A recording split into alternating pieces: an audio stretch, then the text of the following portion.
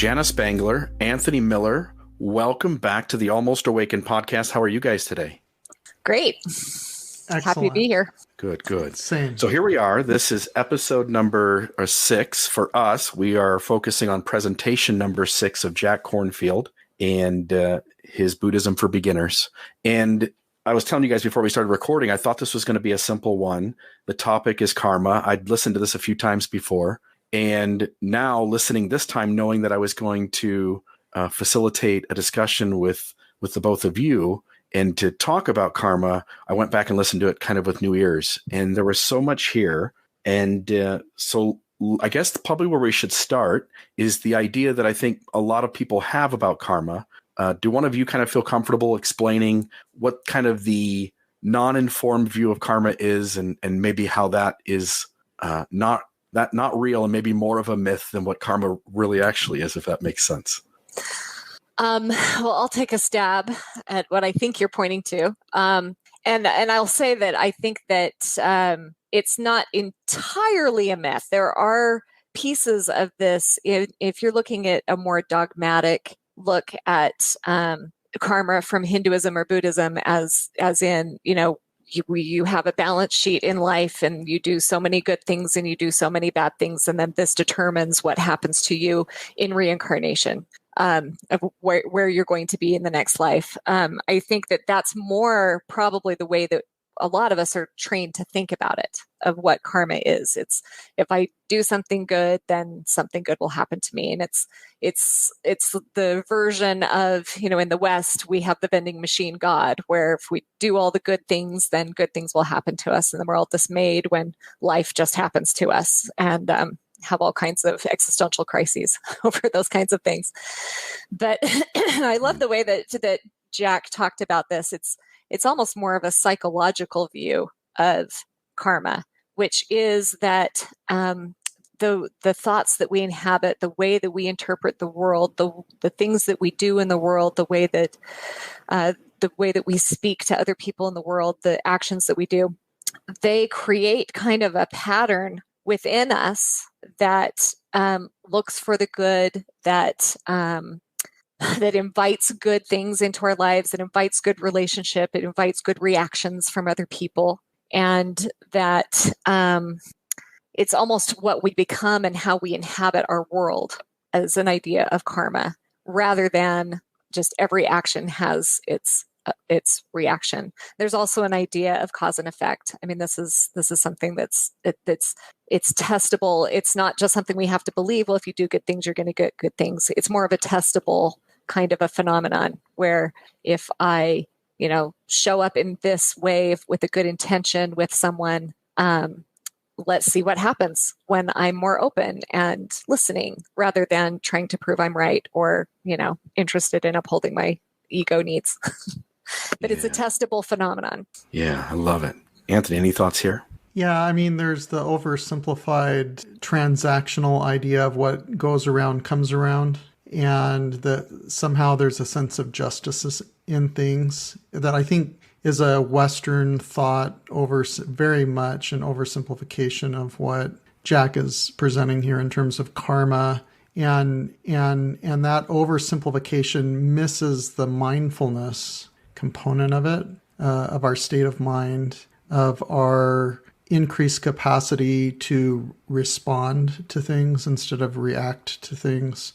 So it goes so much deeper. And I had a similar experience with this session. I had already listened to it a couple times, and it was really insightful in my view because it goes so much far beyond the transactional, what goes around comes around type of sense of what karma is. That's just a very, very much an oversimplification of things. Yeah.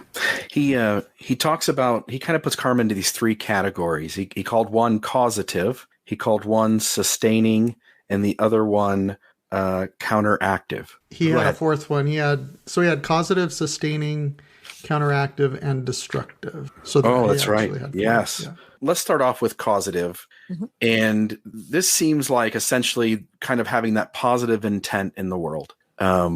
Would you define it any further than that? What other things would you say about causative?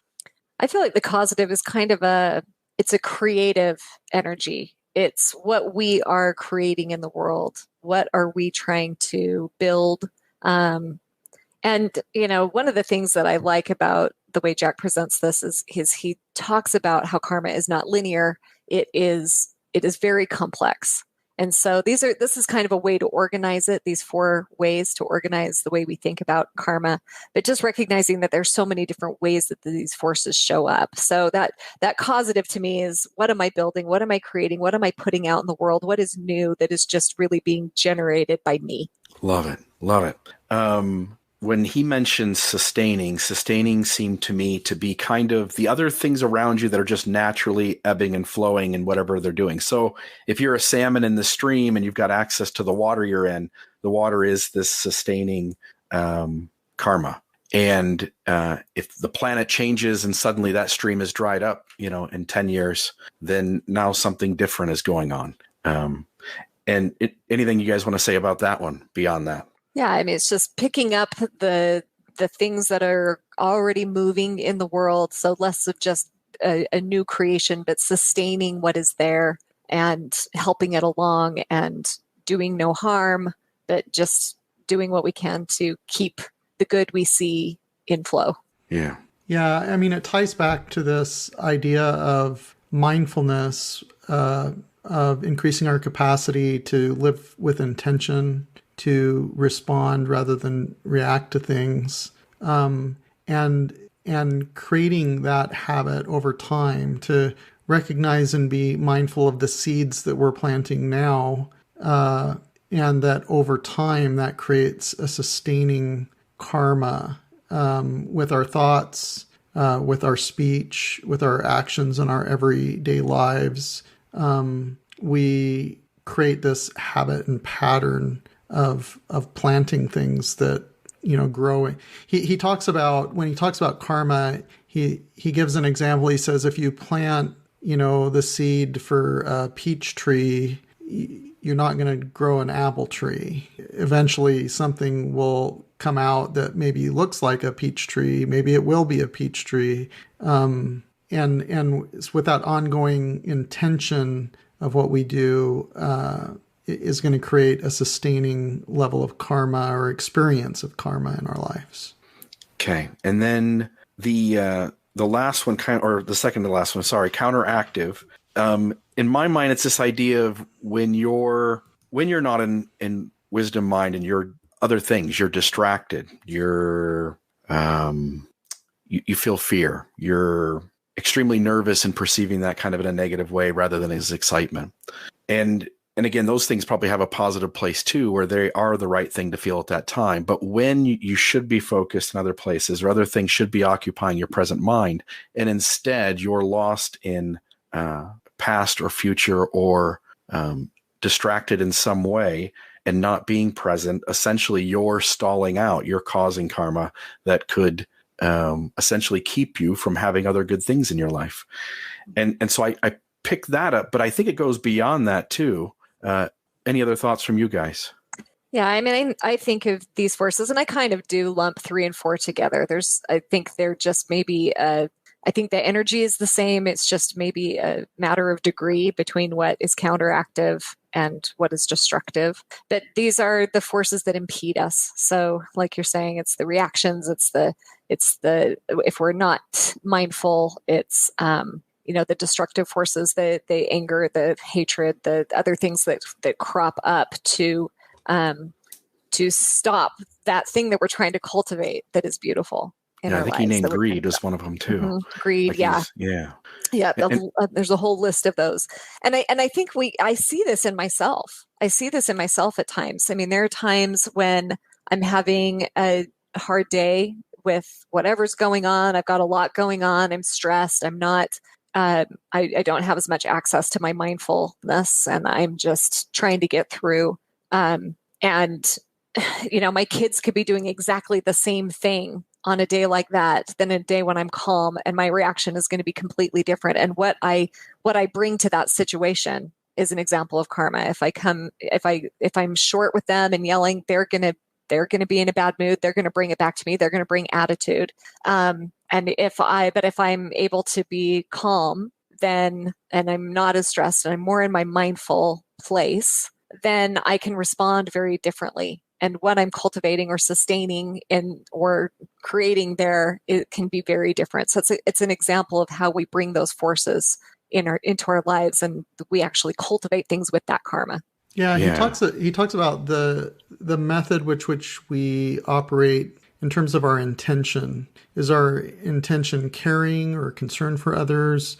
Is our intention more defensive? Or, is our intention to learn and understand, to approach things with openness and kindness? So how we react to things that happen requires a mindfulness in order to put into practice the things that he's talking about. He gives an example of smoking. So if a person decides they want to quit smoking, then they think about it, maybe they make a goal, and then they have a really nice dinner. If they're not being mindful, if they haven't, if they're not present in the moment, if they're not aware, they recognize their habit that after the really nice dinner, they reach over to that box of cigarettes because that's their habit that they do. And they pick up their cigarette and they start smoking, which is more of a reaction to stimulus as opposed to a choice or a response to what's happening. And so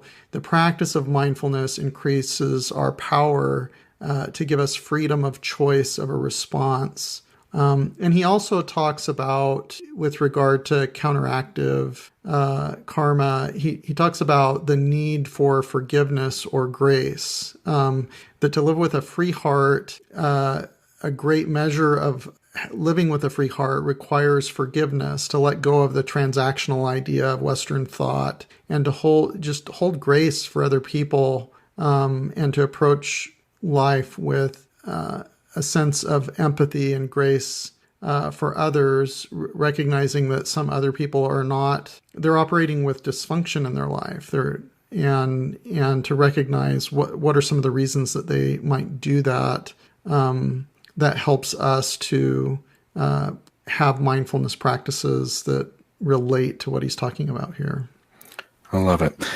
He uses this other analogy where he talks about the surgeon and the killer, right? Like the killer thrusts the knife in, and the person dies. And the physician thrusts his knife in, trying to save a life, trying to do good in the world, trying to help somebody be better from whatever harm they were in the way of. And this person still dies. And yet he says intention makes all the difference in the world. And at first, I actually am kind of doubting that. I'm sitting with that and going like, if I say something to somebody and my motive inside my head is to build them up, and they hear it as if I'm trying to tear them down, and somehow I just said it wrong and I offended them, like the effect is the same regardless, because that person interpreted it. But he stops me in my tracks and he says, no, it actually does work. And he starts talking about how we speak to each other and the way in which we talk to each other. He gave some examples where he kind of had me have to reset and recognize that it also does work. Sometimes we do misunderstand somebody as if they were doing the wrong thing when they were doing the right. And it spirals out in both cases. But also sometimes it does make a difference. And I sense that like this works. Yeah, I think the difference I see in those instances, Bill, like if I'm in an intention and really, I think sometimes we say things and we really don't mean it to be a bad thing, and the other person takes it as a bad thing. That happens. But if we are, I think, a step further into really good intention, my intention in my dealing with this person is to be open and listening. Even if we say things the wrong way and the other person takes some offense, it doesn't go very far. Like how we then react to that is very different, right? Yeah. Right. I think there's a tie or an integration when he's talking about intention. I think there's a tie or an integration to what Eckhart Tolle talks about when he talks about ego. Is our intention egocentric? Is it about us? Is it about continuing to feed, a dysfunction in our lives? Or is our intention tied or integrated into a practice of mindfulness and holding grace and letting go of the hindrances that we talked about in the last episode. Yeah. And so there's a recognition that showing up every day as much as possible in your life, kind of in this wisdom mind, and being aware with empathy and kind of understanding of what everyone else around you is going through allows you to kind of show up in, I think, greater kindness and compassion. And it was interesting. I was kind of clapping for myself when it happened because I thought this is going to be a perfect story to share. My wife ordered some new glasses. I got some new glasses last week and hers took a little longer to come in. And so she went in today to get them. And the worker there who's helping us opens the drawer with the letters with R in it for real. And she looks through like the 17 pairs of glasses in that shelf 10 times. She can't find them. And you can see her starting to get flustered. And I work in a job where sometimes we misalphabetize things too. And I recognize that the fix here was really simple, which was to let her know that we all go through it. And so I said, let me guess, if your job's anything like mine, then it's probably an employee who misalphabetized something. And usually at my company, it's me. And it's this self-deprecating humor that allows her to calm down and to sense like, oh, I don't need to feel any shame. I don't need to feel any kind of pressure. I can just recognize it's not where it's supposed to be, and let's just solve the problem. So she goes over to the computer, she's calmed down, and she just figures out it's one shelf over, and she finds them. It's those kind of moments that I'm now kind of excited to like be more present and sense like the things that are going on around us and how you can begin to influence the world for good. And you can begin to make drastic differences, because it would have been easy for me to be neutral or even frustrated, maybe, as some of us feel that in those kinds of situations. And instead, to kind of, again, move through the world more positively than I would have done maybe 10 years ago. Your guys' thoughts on things like that show up in your own life? I mean, he talks about, he gives a couple examples with regard to forgiveness, and he says, as we attend to our own karma, there tends to be an effect that connects back to us. That's what gets oversimplified into the what goes around comes around. It's much deeper than that. But as we live with mindfulness and intention, and like the example that you gave, there actually does seem to be some sort of effect that connects back to us. And maybe it's through our own experience. He talks about in the episode that the mind itself is the principal tool of the creation of life. The perception that we have of life and meaning in others is the creation of the life that we experience. And so maybe sometimes the effect that connects back to us is just basically that we perceive things in a kinder, more tolerant light, a more graceful light, a more forgiving light. Which is better for you, right? Healthier for you, better for you, less stress for you. So even if you're the only person benefiting from your intention, it's still a win. I think so. Yeah. I think about, I think Brene Brown, a lot of her work has kind of supported this idea. I was thinking about this as I was listening to this portion on forgiveness and giving other people and ourselves grace. It's one of the biggest connections that Brene found in her research to compassion was our ability to look at other people and to acknowledge that they're doing their very best. And that by and large, most people are doing their best. Even when they don't seem to be doing their best, there's a reason they're not doing their best, something that we are not able to see or to perceive at the moment. And so that's helped me a lot as I consider people in my life. I notice that I get angsty a lot because I'm wanting my kids, my family, other people around me. I want them to be doing better than they are. Like I have this perfectionist streak. So I do this to myself and I do this to other people around me where, you didn't do what you said you were going to do, or you alphabetized the thing wrong, or we've got to do better. That's kind of how I ran my life for 40 years. We've got to do better, never satisfied.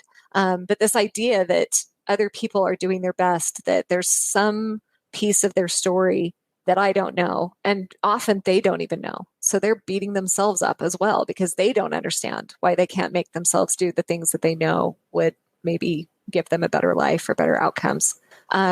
So having this idea that other people are doing their very best allows our compassion to flow.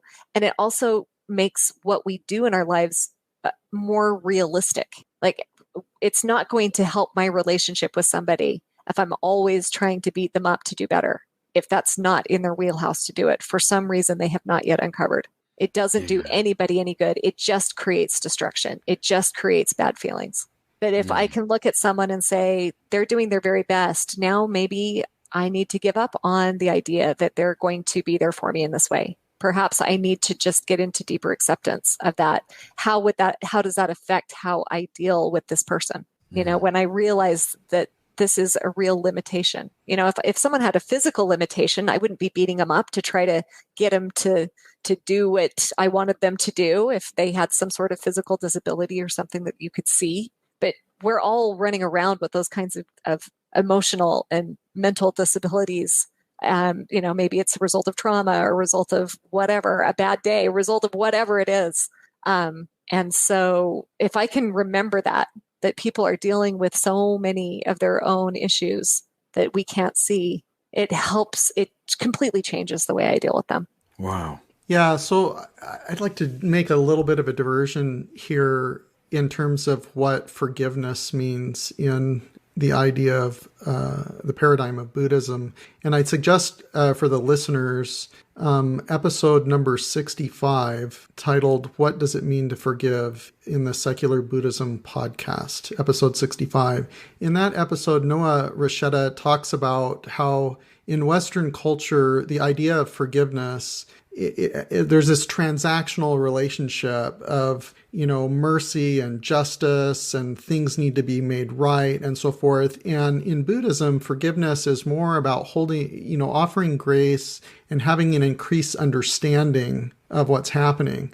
And in that episode, he gives a few examples of forgiveness. One example is a woman, when she was in high school, she was bullied really bad by the high school bully. And so she always felt like, for justice to happen, she didn't call it justice, but that he maybe needed to ask for forgiveness for what he did to her over the years. And years later, she was on Facebook and saw that he had come out as gay, and that I think he was going to get married or something to his boyfriend. And she had this immediate increase of understanding to realize that he was acting out and bullying based on an experience that he had in high school. And that's why he did it. He wasn't doing it because he was trying to be mean. He was living with pain in his life. And all of a sudden, her experience was an increase of understanding, and this need for him to ask for forgiveness, kind of went away. And the second story that he shared is when Noah was, I think, Boy Scout age, young men's age, his youth group, the young men went and they rode on go-karts. And usually in go-karts, they throttle the go-kart so it doesn't drive too fast, so that they're all about the same and that nobody gets hurt. And so he runs out and everybody gets in the go-karts, and he ends up in this go-kart that's faster than everybody's else's. Like he's lapping people because apparently it hadn't been throttled enough. And he just had a blast, and it was so fun. And they finished running around their laps, and they took a break, and then they were going to go back out again. And they go running out, and his friend goes running out for that one go-kart that he realizes is the fast one. And he kind of pushes his friend aside, and his friend ends up in this go-kart that's heavily throttled and super slow and not fun. And Noah gets the one that's fast again, and he wins and laps everybody. But then he feels guilty over time, and he's carrying this over years and years that he needs to ask his friend for forgiveness. And so years later, he goes to a wedding, and his friend's there, and he says, that thing that happened with the go-karts years and years ago, I'm so sorry, because he'd been carrying this burden, this transactional thing that he felt like he needed to be forgiven. And his friend said, oh, don't worry about it. I totally forgot about that. So all these years he had been carrying that.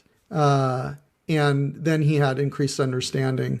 And then the third example that he gives is sometimes, he gives an example of somebody that does something that hurts somebody else and feels sorry about it, and then goes to that person and asks for forgiveness, and then gets upset because that person isn't in a place in their life or their healing to forgive for what that person did.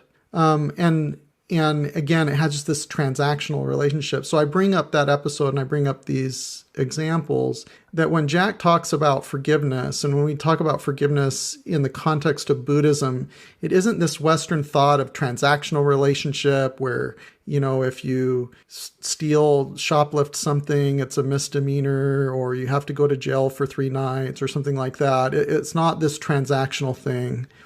Forgiveness is about an increased understanding. It's about offering grace for others in the place that they're coming from, and not carrying around a chip on our shoulder, and seeking increased understanding. I think you're hitting on something really important, right? So Jack is laying out these types of karmas, and then he kind of seems to go somewhere else when he talks about forgiveness. But you're right, Anthony, it's not that at all. As you were talking, it reminded me of a quote, so I went looking for it. This was attributed to Buddha. To understand everything is to forgive everything. And it's this idea that once you sit in that wisdom mind and you're showing up in the world with positive intention, where you're trying to build up and to make the world a better place, and you're trying to sense everyone else around you, forgiveness makes perfect sense, because once you understand, you make space that person, as Jana was pointing to, is doing the thing they're doing because it's the only thing they could have done in that moment. Like whatever harm they cause, even if intentional, was the best they had in that moment. And once you can understand that all human beings are coming from that place, then suddenly you go like, they made a mistake that hurt me, but hell, like I make mistakes too. And my mistakes sometimes hurt people. And you suddenly do have room to just let humanity be. And so you don't need someone to say they're sorry. You don't need someone to do some kind of formulas you're pointing to. It's just that understanding all of a sudden allows us just to see eye to eye and see the humanity of another human being, and to just, as you guys are both saying, make grace, make their space for this stuff not to go right. And in that way, it is no different than causative karma. Yeah, listening to this episode, I couldn't help but think of the book The Four Agreements by Don Miguel Ruiz.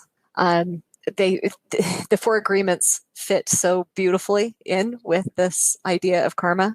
And so for anyone who hasn't read that book, I highly recommend going to it. It's one of those books I read every couple of years and find something brand new in it every single time. Because I'm different, and as I'm different, I see different things in it. But it talks a lot about this, about the words and deeds that we put into the world, and the ways that we view other people, and the assumptions we make, the ways we make it personal, the ways that this is very human to do. I think we are wired to take things personally, to be all about us. I think it's more of a discipline to learn that others have their own worlds going on, that, the phrase hurting people hurt people, it helps us understand when there's hurt that's put out there, to just trace it back. There's always a cause. There's always something, that has created that for somebody else. And so I like that example of forgiveness being just a greater understanding. When we understand why things are the way they are. And if we don't understand why things are the way they are, get curious. There's always more. Yeah. I actually loved the fifth agreement even more than the four agreements. And I've heard people dismiss his work, pointing to this idea that it's just hocus pocus. Like if I just have good thoughts, and the world becomes a better place. But I think in the midst of us talking about our intention and what that looks like and how it shows up, you can see that it's not hocus pocus. Like you really showing up in this wisdom present sense really does have a significant impact in the world. Yeah. I think we struggle, right? Because I think there is this idea that is very Western of, if I do something good, then something good should happen. And when we start to get cynical about that, you look at this karma stuff and say, well, this is ridiculous. Bad things happen to good people all the time. Bad things happen to good people all the time. This is just, hocus pocus, as you said. Like this is nothing. But this is why it's far more complex to get into the idea of what the Buddhists are really talking about with karma. It is not that simple. It is so complex, and you cannot just dismiss the idea that putting good in the world brings better things. If we were all living into good karma, this world would be a completely different place. Of course, it matters, right?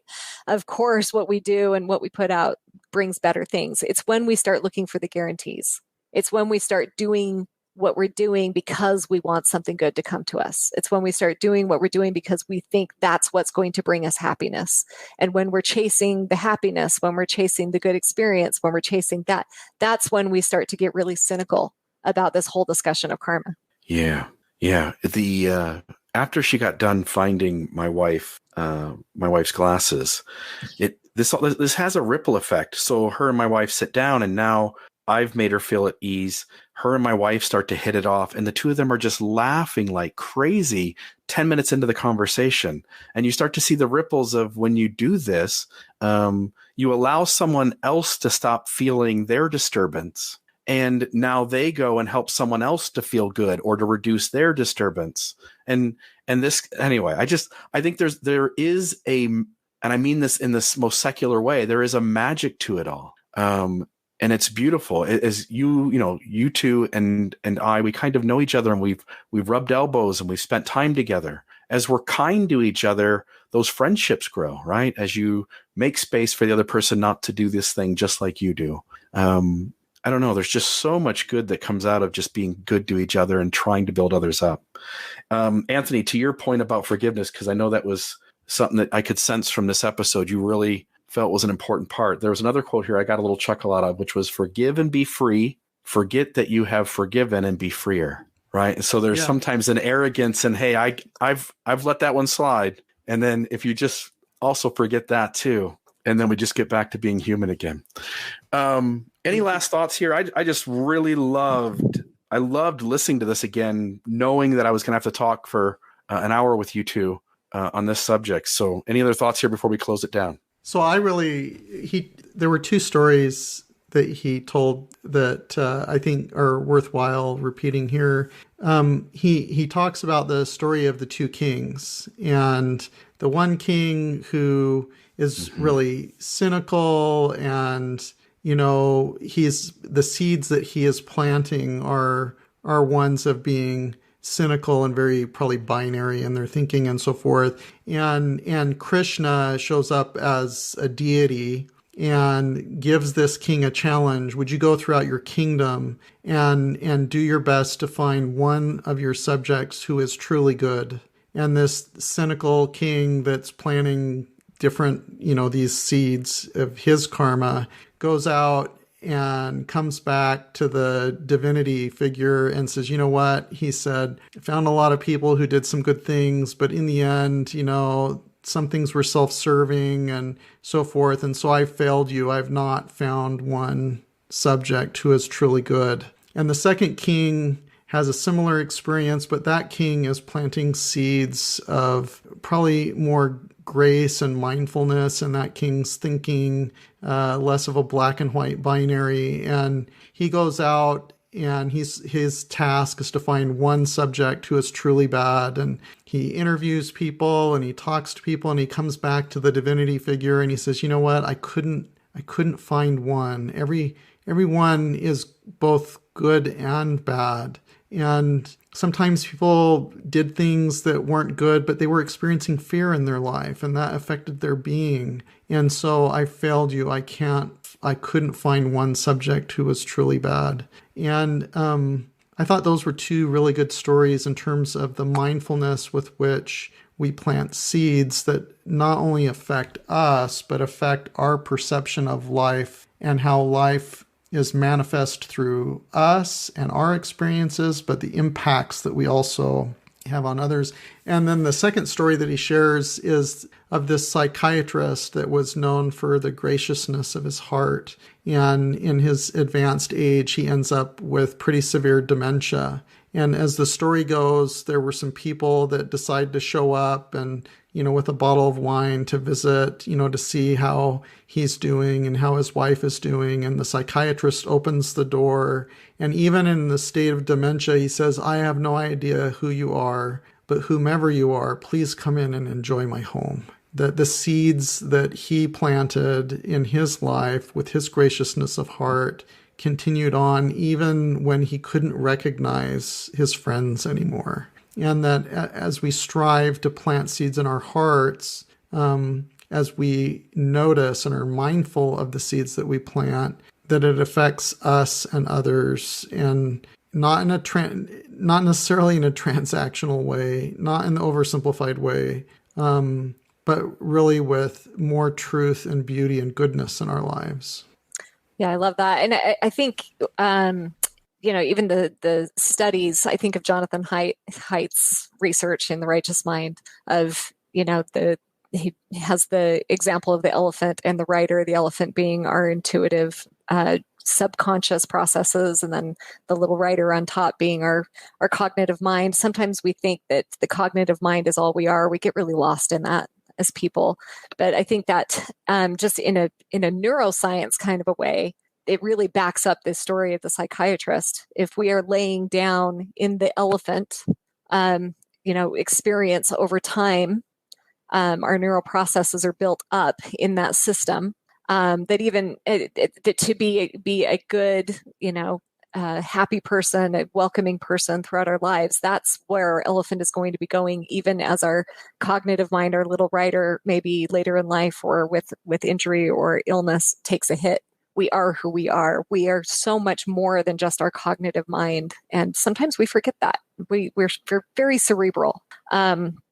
So I like that it points to the importance of that. And then another thing that really hit me in this is something very simple that Jack said. He talked about resting in our Buddha nature. It's a very small little phrase of resting in our Buddha nature, but I find it to be hugely impactful when I look at myself and what is my nature. I think in my upbringing in Western Christianity, the idea of my nature tends to be fallen, broken, I need to be fixed, which for, again, a perfectionist like myself, it just takes me to really not good places. And I actually end up putting less good karma in the world than if I am really tapping into this belief and understanding of this Buddha nature. It seems very fuzzy. But if I have this idea that my nature really is good, my nature really does want to put this good stuff out into the world, and that when I don't, it's not because I'm bad. It's because of my programming or my, the things that have happened to me in my life that have clouded over, and now my ego just needs to protect myself. If I can see it in those ways and reach into the Buddha nature, I find myself being far more successful at reaching this than trying to beat myself up and fix myself in all of my brokenness. And Jack said one phrase that I just loved. It really stuck with me, which is, it's I think a very healthy way of dealing with our egos. Wisdom sees that I am nothing. Love sees that I am everything. And I found that to be so profound. Love that. Anthony, when you were talking about like none of us are good or bad, and I was reminded of a conversation the other day where my son and I were talking about the Narcos, which is a TV show, but based on the drug cartel and the head guy being Pablo Escobar. And my son looks at me and goes, "Man, that guy is just evil." And I said, "I don't know." And he goes, "What do you mean?" I said, "He was pretty good to his kids." And if you remember, if you've seen the show, he is really kind and compassionate and kind of sits with whatever they're making mistakes on or doing really well. And I said, "I think he's a better father than me." And my son thought about it for a moment. He goes, "He might be, And so there's this idea that none of us are good and bad. And then Jana, with your remarks, I'm just reminded that, there's this phrase that a Buddhist practice, and the idea of it being a practice, like we're constantly having to go like, okay, I'm going to try to be in wisdom mind right here. I'm going to try to be present right now. And yet you also fall out of it. And so it's this constant work, this constant stretching of these muscles. And as you're pointing to, like, our capacity grows as we do that. Again, I would suggest for people, this becomes almost magical. And it doesn't mean that it's easy. Like, there are moments that I am still feeling the disturbance at its full peak. And hence I'm in as much pain or hurt or sensation anyway that I'm in 5 years earlier. But maybe I say a little less. Maybe I don't lash out as quickly. And suddenly these situations that had always gone a certain way in our household suddenly start changing. And I just think it becomes really, the good moments become fun, and the hard moments after it's over, you sense that the outcome most times is better by you showing up that way. I have a wisdom teacher who said this, because I'm one that's always like, oh, I've failed again. I'm out of my, mindfulness, and dang it, but this wisdom teacher framed it differently and said, isn't that wonderful? It's if your mind is straying 1,000 times, or if you're falling out of your mindfulness 1,000 times, that's just 1,000 opportunities to come back to yourself and just be happy that that's where you are. Amen. As always, great conversation. I hope that people really enjoy it. I'll put the episode number 65 from Secular Buddhism, and I'll also put a link to the 4 agreements in the 5th agreement. I think those are important resources for the conversation that we discussed today. Jana Spangler, Anthony Miller, thank you so much for your time. You guys are just fun to wade into these waters with. Thank you so Likewise. much. I feel the same. Yep. Awesome. Have a great second Saturday. Thank you. Bye.